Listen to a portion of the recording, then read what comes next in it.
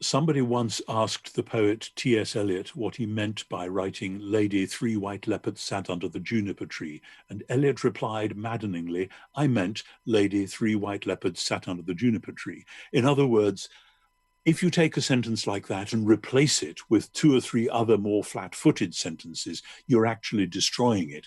That sentence is part of those discourses which we call the farewell discourses in John chapters 13 through 17, when what seems to be happening is that Jesus has drawn his close followers aside into an upper room where everything in John's gospel about Jesus embodying the temple in himself, the temple being the holiest spot on earth for the ancient Jews.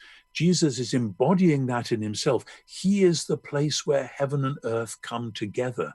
And in the original creation story, heaven and earth are made, but with a human pair, Adam and Eve, in the middle of that story, poised dangerously at the overlap of heaven and earth.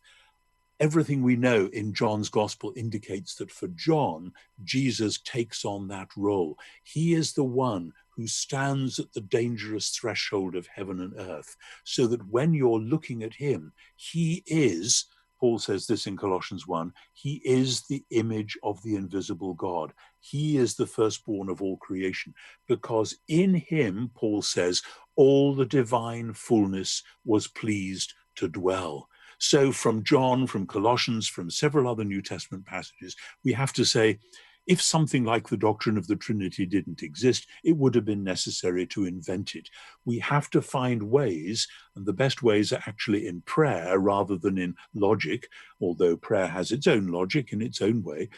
We have to find ways of saying, I believe in the one God who is known as and has revealed himself as Father, Son, and Holy Spirit. So whenever you look at the one, you are seeing all three. Whenever you look at the Son, you are seeing the Father. Whenever the Spirit is at work, he glorifies Jesus and thereby glorifies the Father. You can say this in many different ways, but it all amounts to the same thing, that the God who said, I will come back to my people and rescue them, has done so in and as Jesus of Nazareth. That's the story the Gospels are telling.